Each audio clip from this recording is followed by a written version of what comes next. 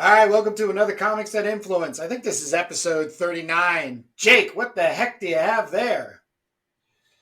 What? Well, Kurt, I was in my local Dollar Tree, Whoa! This is going to be exciting. and this is an interesting story. I went down a rabbit hole with this. Um, the comic that they're selling here it was $1.25 because everything they have is $1.25, right? Unless marked. And so I was like, wow, I got to pick this up. I just want to know how bad is it. But I went online. I guess I'm going first, right? Yeah, go for it. Okay. I went online and I found out that Dollar Tree commissioned this, and that these are some professionals, I think, or we're gonna find out. We're gonna run some names here, but Final Faction was commissioned by Dollar Tree. They only made one issue, as far as I know. They're selling it. They probably, ran off hundreds of thousands of copies. I can only guess what the print run is. Maybe you have a guess. But let me see if I can defeat this really bad glare. Where does that come from? Oh, it's coming from here? No. So your skylight? Yeah, I guess it's coming from the skylight. Yeah, it's coming from up above. But come to find that Dollar Tree is publishing and promoting this, and that they made an online movie. It's on YouTube called Final Faction. It's all CGI. Wow. And I'm going to show you some clips of that in a minute. But first, let me try to get this thing a little bit tilted up so I can do my flip through, because I've been dying to look inside this and see how bad it is, good or bad it is. And if you bear with me, I'm just going to try to defeat the blur, but I'm going to go here to my double spread, and maybe it won't be so glaring on the inside. They're all glossy. They're all glossy pages. Shoot. Okay. Can you move somewhere else in the studio? I can try. To your left? Or is it your skylight going to chase you around? No, you know what I'll do? I'll just have to tilt it up by hand so that we can get the right angle. My skylight sometimes does this to me, and I can't do anything about it. All right. So here we're getting an ad for toys and accessories. Oh yeah, that's what they're selling. Toys.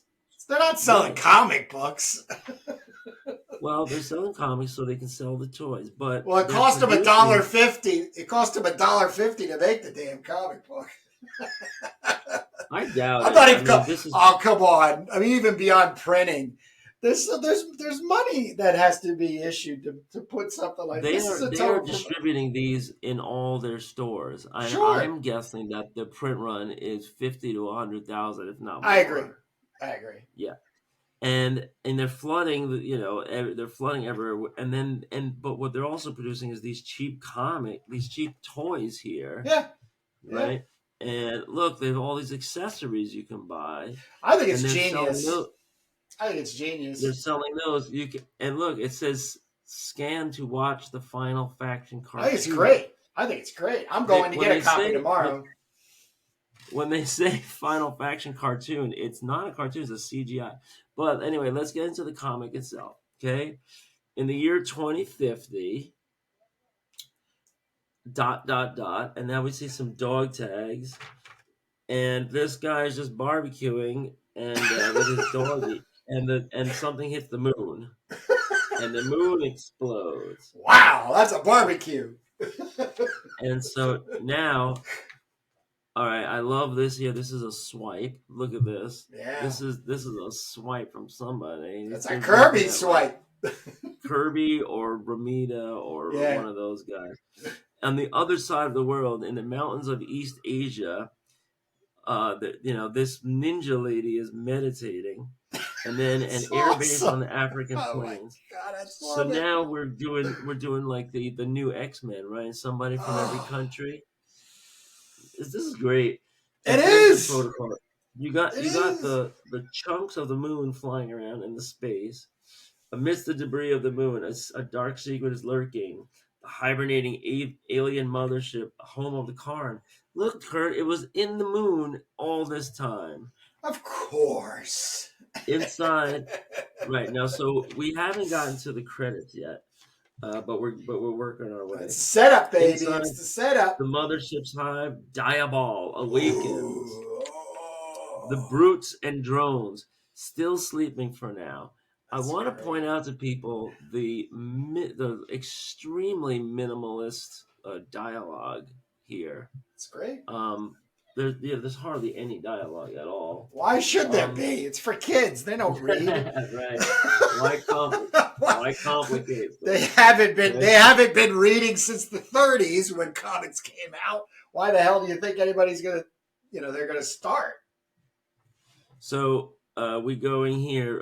Queen Malara, is it time? You may proceed with the first phase, General. So now they're sending out these little tractor beam things to all over the earth. Damn. You guys see that strange beam of light? Checking it out, and we're scrambling some bogeys here. And then this guy's ruining his barbecue. He said, "Churro, no, wait." Now, the funny thing is, this little dog, he ends up being one of the characters It's when he gets awesome. into the robot suit. That's awesome. Um, Come a on. synthoid, a synthetic being created by the Karn. That's another way of saying robot, folks. A synthoid. The synthoid is, interesting design. He's got his barbecue fork here. Fork. Good for And him. the synthoid is thinking to himself, feeble weapon, but he's doing it in the Deathlock font or the computerized font. I love that. Ung and Crash. So now already we're starting to see some action here, but we're starting to see some real skimping on backgrounds and real kind of rudimentary things. We got these cars and homes here. Now we're seeing look, a whole battalion of synthoids are coming, but instead of making that a splash panel, they're just going to put it in half of a panel here. Zoom. Um, Recon, they're searching, but for what? I'm not going to sit here doing nothing while they treat Earth like it belongs to them. So now he's going hand to hand here, and he's going to be attacking the robots. This is not escaping the Diabol guy who's got him in a crystal ball of all the humans on Earth. They've got this guy tracked already. Here, the synthoid is like slashing him with a built-in hatchet, but he only grazes him. Luckily, I mean, this is some decent action. I like this. You know, but now we're shifting over to the ninja lady. She is chopping these things up already in her neck of the woods. And here's somebody who we're just meeting. Amari looks a lot like Storm, and Scope, who looks a lot like I don't know, Gambit or one of those guys, Blackjack or whoever. And then this guy's named Ruck. He's shooting. Hey, E.T., phone home and tell your mommy ship to pick you up. Get it, mommy ship? Mothership? I get it. It's great. Tell your Dude, mommy this ship is to pick you up. I am not kidding you. Next Sunday I'm going to show you my copy. I am going. You said Dollar Tree or Dollar Tree. Dollar Yes. Tree. Oh my lord. Oh my lord. You go to your local Dollar Tree and ask them if they have the final faction. Oh yeah. So you got Riptide, you got Steel, and I don't know who Steel is. I guess Steel is a plane. They're blowing these things up. The battle is on later in a U.S. military hospital. How you feeling, Sarge? Shifts, how'd you find me here? What's going on? Now, wait, did this guy have a metal arm all along and I missed that? No. Okay, wait, what's what the hell? Is this the same guy? He just got his metal arm replaced Oh, of course. within mere minutes. Of course. What's going on here? After the academy, I went back to East Asia to continue my training. That's not all I learned. The monks at the local temple taught me to open my mind to another level, a kind of prevision. And you saw these things? Aliens called the Karn. They go from planet to planet, drain the natural resources with their harvesters. But when they reached Earth's orbit, something went wrong. A massive solar storm struck the mothership, and the Karn have remained in hibernation. A rocky shell of dust accumulating around the mothership's hull, creating what we know as our moon. Oh, So I guess this is a little mythology. This is how we get the moon. And they're already doing this on page 7 already. Not bad. It's deep. This is great.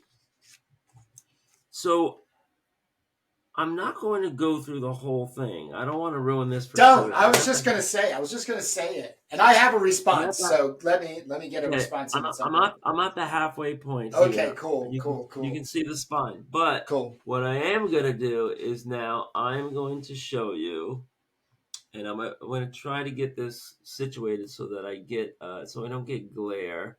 So I'm going to have to put my Riverside in one window here so that I can just kind of monitor this. But here's what we're going to do. We're going to load Final Faction Episode 1.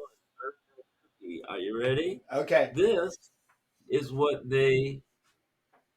How long is it? Look, go down. Go down. It's not 9 minutes long. All right. Look at this. Wow. So they got the comic just to give the kids the QR code, basically. Wow. Right? This is much higher budget than the comic. The comic is like an afterthought. Right? And here we go. Tilt down. Tilt your camera down. Good. Oh, this is great. This is so great. I love it. Can you believe this? I am stunned, and I have a rebuttal when you're ready. But I'm in. Yeah, I mean the rebuttal it's is. amazing. I mean the thing is here. We're talking a business model, and we're talking like potentially millions in toy sales. No one's ever heard of Final Faction, and that's not the point. The point is to give kids some cheap toys for $1.25 and get them to start buying accessory after accessory after accessory. Yeah, when you're ready, just let me know because I have a whole. I'm just gonna stop this here. It sounds like they have multiple episodes. We're gonna zoom ahead. This is like 3D modeling. Look at all this that's going on, and really it just shows you the creativity of these corporate, masters of these dollar store chains. They're like, why do we need to pay Marvel and DC? And they do sell plenty of like Marvel and DC, like, coloring books and merch and stuff. But why not make their own? It's nothing, in the scheme of things to get some guys. Now, the one thing before we switch over to your comic is I just wanted to try and get the creators some credit here. So this is the back cover, and it says script writer Toby Osborne, penciler and inker Chris We're getting them on. Marinette. I'm gonna hunt them down. We're gonna get them on. You're gonna get them? Oh, I am. Yeah, because it's like, they're not the worst I've ever seen, but they're also not like, it's not the greatest polish. This looks like a job that they banged out. And so now I'm wondering, like, what else has Chris Marinette ever done? He began his career in 1986 working for Eclipse. Later, he worked on First Comics and Hero Comics. Those are all indies. He finally gets to DC in 1988 doing Wonder Woman. But this comic right here is 2021. So this Wow. is what he's doing now is he's doing commercial art jobs, and he picked up this great assignment. I think this is probably really good work. I hope they gave him a nice page rate, and who knows? I doubt they gave him any royalties, but you know, um, it's a way to get his name into the kids of every kid across So America. that's where I want to jump in. Okay, the number one thing I want to make a statement about is, and backing up this statement that this is genius, is Yeah, they have not forgotten how powerful a kid's comic book can be, and especially the first comic book you get. The toys are also great. Having a cartoon on YouTube is also great. And that's my second level of like genius, is just the marketing integral through a Dollar Tree. But I am just completely, this is the find of the century, Jake, for our comics that I know. influence. Now, it is you. You have done it, man. You have done it. This I, is this I've has been my holding on to it head. for like This three has my weeks. head. This gives me so much hope. I swear to you, gives me so, because there's a whole. I'm not saying these kids are going to grow up and want to read Turbo Pit Fighter. It's just the third thing that I think is really awesome is, and I'm not trying to say that I have a Dollar General right up the street from me, and I live in a pretty good, decent neighborhood, and so I'm not talking about economics and class in here. What I'm talking about is, and the place that the Dollar General is located used to be a Yeah, magazine store that I used to buy my comic books from. So my buddies and I would drive up to this magazine shop and buy magazines and comic books, and then we would go off and read them and come up with scenarios. But if you're telling me a bunch of kids can go up with $5 or $10 amongst them, get a couple comic books, some toys, and then go off and then play together and use their imaginations with this raw stuff, it's once again, it warms my heart to think that somebody in that corporation said, "Hey, this is what let's have some happened to fun. me as a kid. Yeah, This is what's happened to me." And I wonder if these guys knew the guy in the corporation when they were having a Sunday barbecue, and they were like, "You know what you need to do? You need to come up with a comic book with and some figurines and a little cartoon. It's so cheap nowadays." And they're like, "Yeah, you used to yeah. make comic books, right? You know, blah blah blah." Dude, Jake, this is amazing, man. This is Yeah, amazing. and the story just keeps on going. I'm on Chris Marinen's um, LinkedIn right now. So Okay. I mentioned he worked for the bigs. He's doing commissions off LinkedIn, and Good for him. well, yeah, right. So as of 5 months ago, but he's also an online instructor for Academy of Art University from February 2010 to the present. So that's 14 years. Online instructor for an MFA graphic novel course. Wow. Hello, that's Wow. cool.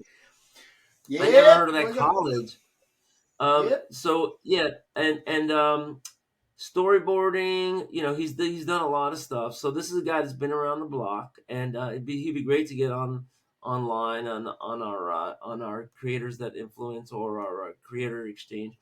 But how Yep. cool is this? And this is only the penciler. They have another guy here. Oh no, he's the penciler and inker. Inking assist Luis Rivera, colorist Mimi Simon, letterers separate, and then spoof page ad artist Pete McDonald. So That's the great. question now is, who's this writer Toby Osborne? If this is the same guy, this is a screenwriter for Netflix. I don't know if this is. I mean, could there be more than one Toby Osborne? Let's see. It says TobyOsborne.com.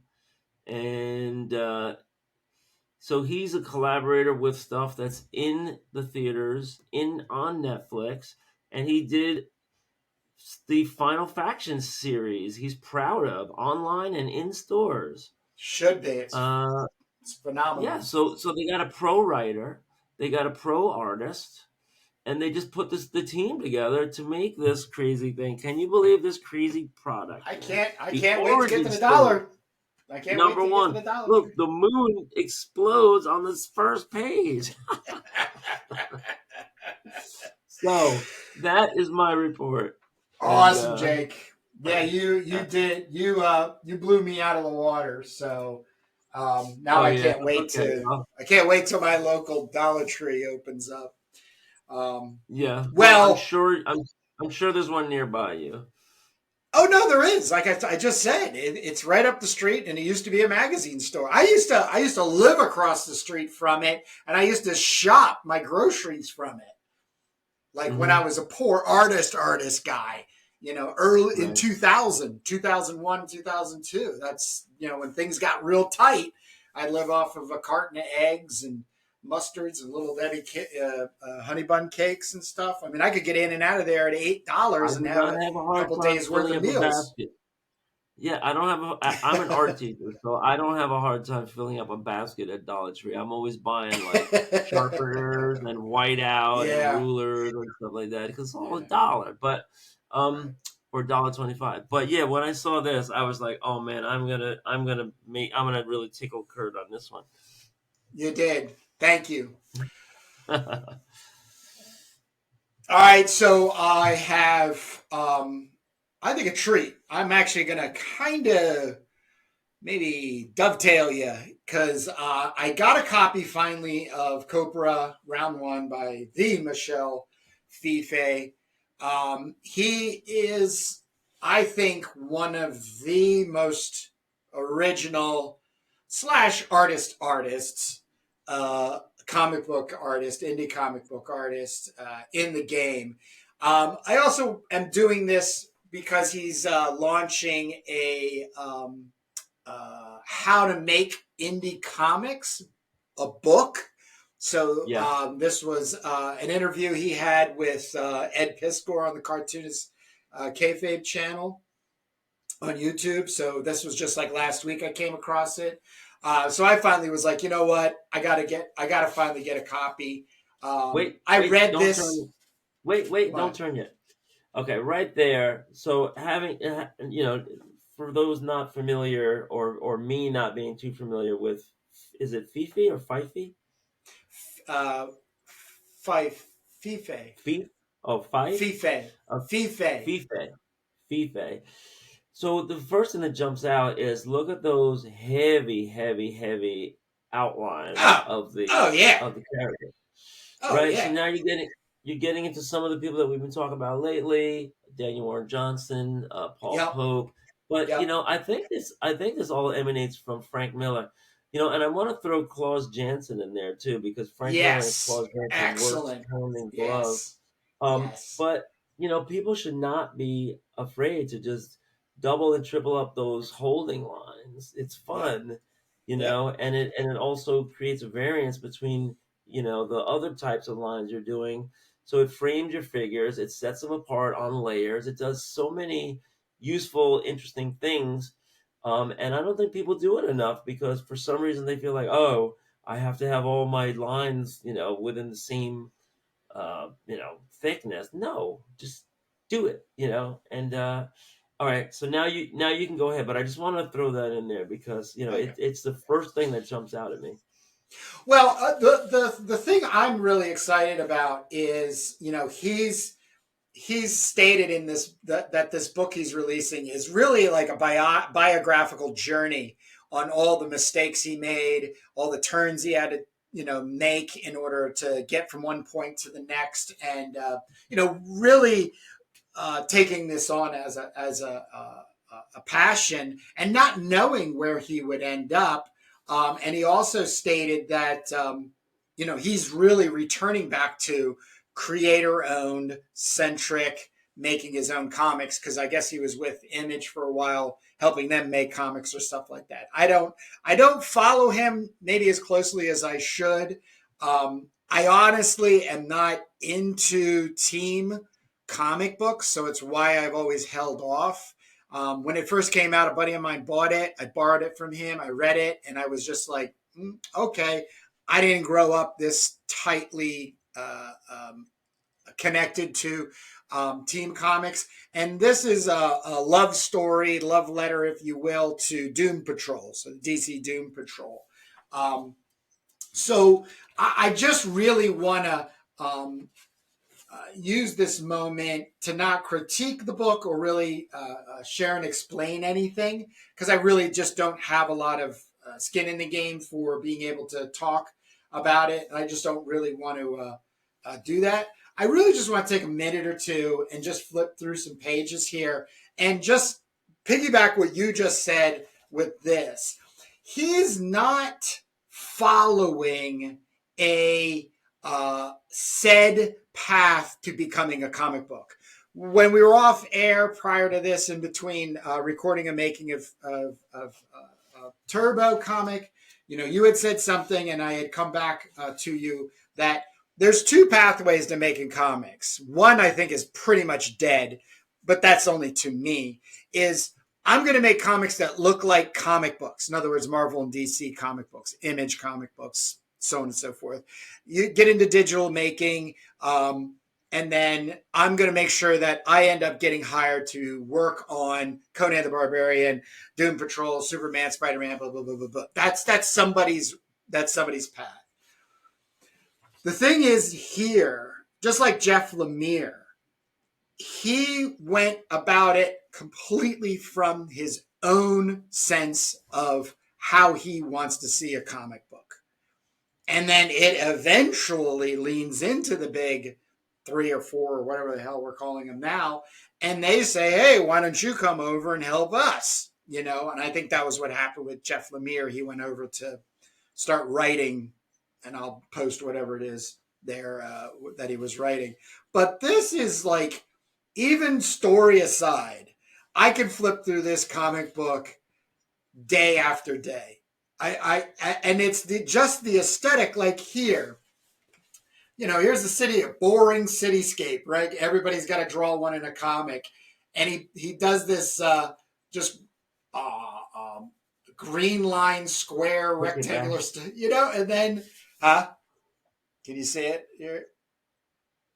And and then we were just talking about it last episode when it comes to lettering. He uses these orange blocks to fill, then puts his text over there. Just this panel alone is worth 2 minutes of my time. As an artist, I love how this paper color, this fleshy color paper, and then the white of the paper being printed, and that's not even 100%. That's probably about like maybe 5 or 10%, a little bit yellow on there. I just absolutely playing with the medium. I think creating more and more successes like this page. I just think the world of it. I've actually come to this page probably more than any. Doctor Strange and it's just.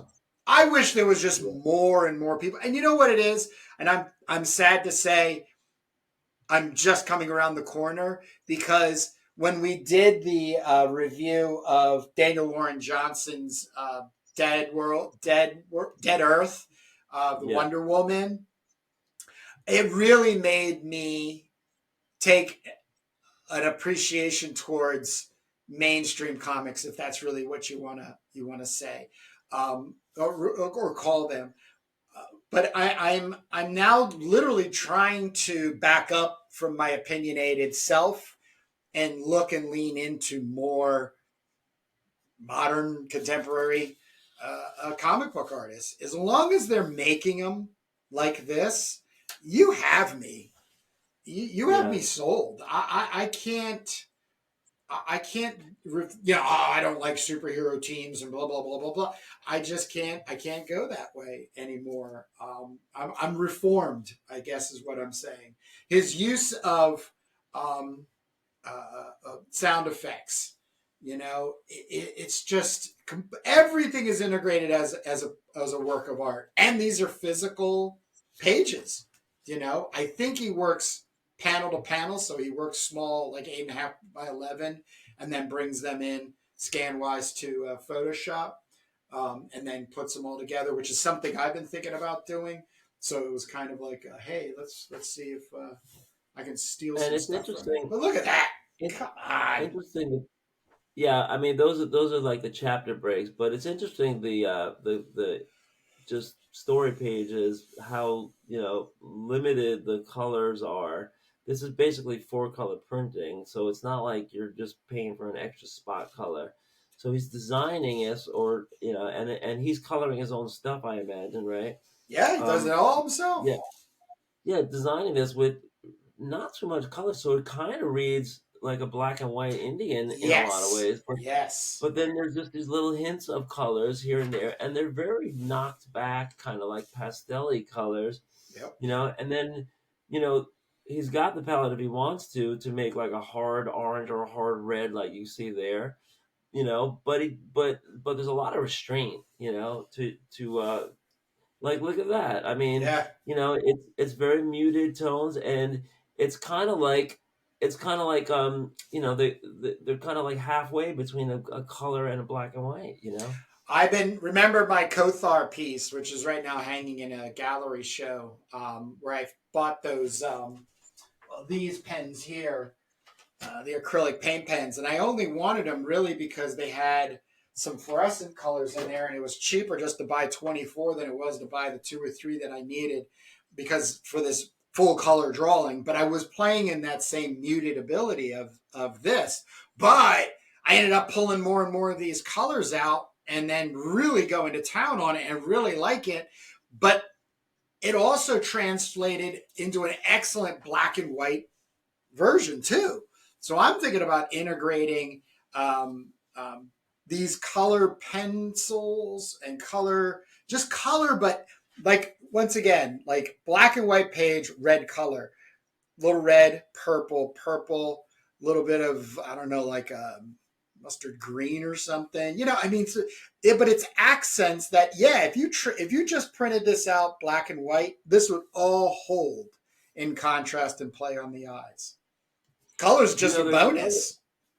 there's another artist that plays around with those like lighter pastel palettes and a lot of kind of like fade outs, so that you do end up with a lot of black and white. And that is Steve Mannion. Yes. Um, Yes. but Steve Mannion will also just like haul off and just go all colorful too. It's just kind of like a mode that you can switch on, switch off. But it's really interesting, and it seems so deliberate here. I see influences. I see a lot of Frank Miller. I see a lot of Sume, kind of like Japanese influences here. I see kind of like the unapologetic cartoonism, but also not just like like fitting into a manga category. It's Um, very unique and very very unique, yeah, original yeah, to an individual. It's I just I want to encourage others and myself too, because this gives me a lot of encouragement to go with what you want to see. Don't mimic what you think a comic should look like. Make a comic you want to see, you haven't seen yet. And I want to just put it out there again. Turbo Pit Fighter, we're just on we're heading towards our second teaser, and all of the reviews we've gotten so far, people are giving us, the Spain Rodriguez and R. Crumb, and leaning into undergrounds, and even a little manga influence and stuff. But we're making a comic we want to see because we don't see it out there. That's the whole thing, and our success is going to be based on that. yeah, and and we love looking at these other artists and completely different styles. I'm trying to Yeah. think. I see a little influence from Raw magazine here. Yes, he talks. They speak Some about of it a that, lot. Yeah. yeah, and look now how he's changing the mode a little bit and starting to put some color in, on and off. It's great. It's great when you hold back on it because then you can really hit with it. But Yeah. it's so selective, and look how kind of like almost like asymmetrical it is. Like one panel, and then everything else just kind of fits the pastel mode, the light mode. So I think we're seeing somebody that's really setting themselves apart, visually. And when this book opened, is this a graphic novel or this Yes, is a this graphic is novel? this is a run of the because he did the real sweet part about his story is Brooklyn, I believe he was based, and in the mid 2000s, 2017 or something like that, he gets started. But Yeah, he once again makes the kind of comics based on the paper he wanted and the color printer and everything, and would basically, let's say, hand print them. In other words, had somebody print them out for him at, like, I don't know, maybe 50 at a time or something like that. And then he was doing shows, and then he would only sell them at the shows and then on his Etsy.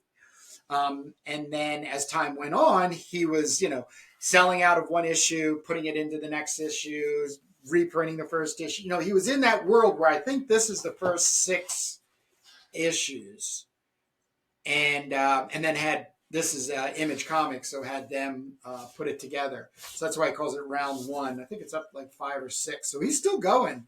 He's still going after it. I mean, it's just I'm getting his book. Oh, here you go, issue 4. Um, I'm getting his book 5. I think I'll probably end up seeing 6 here. Let's see. Yep, 6. So yeah, it's definitely 6. Okay. So there you go. Yeah, 5. Copra round 5 trade paperback. Um, so yeah, I don't want to spoil anything. Um, I really want to encourage people to support Michel so that's a Fiffe. good one. Do Klaus you know Janson if gives him a high five there. oh yeah, is so Speaking of Klaus Michel Fiffe.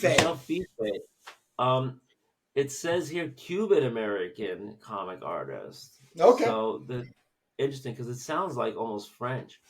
And if you go to michelfiffe.com, Copra is really the product here. Yeah. So this is like the flagship piece here. There's an offshoot title called Negative Land, but in the past he's worked with Marvel and DC, and Panorama for Dark Horse, Bloodstrike for Image, and something for Fantagraphics called Zegas. Uh, and there's a deluxe oversized hardcover of Copra available now for collecting the first 12 issues. And I don't know how much that costs, but you can follow Copra Comic on Instagram, Facebook, etc. If you're interested. Um, if you're curious like me, what Marvel characters Fife worked on, well, it's Daredevil, which makes a lot of sense Cool. because you can see those Frank Miller influences. Right. Daredevil's story was included in Secret Wars, Secret Love, so it didn't look like he was on a run of Daredevil. It just kind of did like a one off, and there was something called Secret War. Yeah, Secret. It was in yeah. So I'm seeing here only one off for Marvel. It's nice to have a Marvel credit, but it's not like he got hired or anything like that. Not that I'm seeing here. Yeah, Marvel.com. So, and then for DC, Superman Red and Blue, it's also looks like a one-off. It was a short story in Superman Red and Blue #3, released in 2021. So, folks, you can live your dream if your dream is working for Marvel and DC, but you don't have to Sure. commit to them. They're putting stuff out in all these anthologies, and they're reaching out to all of these indie artists who have their own thing going on. So Yeah, I would check say out. if your passion and your love is Superman, start making your own Superman comics. Don't look for them to publish you. just make your own Superman comics. You make it on spec. I'm not saying print them and sell them and get in trouble legally. What I'm saying is you just going through the process. I do it all the time with Conan. I stop and start all my life, and I have a love-hate relationship with Conan, but not the character. Whoever's publishing the character, but what it really comes down to is, I now have Crown the Barbarian, and I'm able to do the things without having myself feel like I'm on the hook for said look of Conan the Barbarian. But I am heading down the trail where I will start producing my own Conan stories, and they will be Conan stories that look like what I want to see and not like anything else that's been made, other than leaning heavily into the black and white, heart of all my hearts, which is the Savage Sword of Conan, black and white ink. Buscema with Alfredo Cala inking. Yeah, it just doesn't go anywhere else for me. So, but with that being said, Jake and I have set up Turbo Pit Fighter to keep us on point in making Turbo Pit Fighter. We've reached out. We've started segments which are comics that influence. This is episode 39. We've done 15 interviews with other independent comic books on our indie exchange, but we're constantly sharing an encouragement for you as said comic book artist. Get going and share it with us. Be a part of our community by just liking, sharing, following, and commenting. So I really don't have much. You said you didn't have any other teasers printed out. You have one right there. I always have this one, Jake. This is the one that's from the beginning, where I always use it as a showpiece.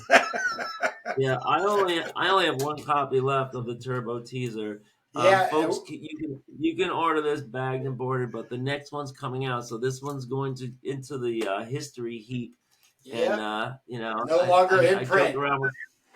I joke around with Kurt. This is going to be like, for the museum files. I agree. But that's all I got, Jake. We can let these people get back to reading comics, making them if they choose. What do you have for them on the way out? Nothing. Just go to your local Dollar Tree and start loading up on your Final Faction toys. That's what I got. I feel like I'm 14 all over again. I can't wait to go to bed and get up in the morning, get on my bike, and ride up to the corner store. If you're missing out, folks. Anyway, talk to you later, Kurt. All right, see you, Jake. All right.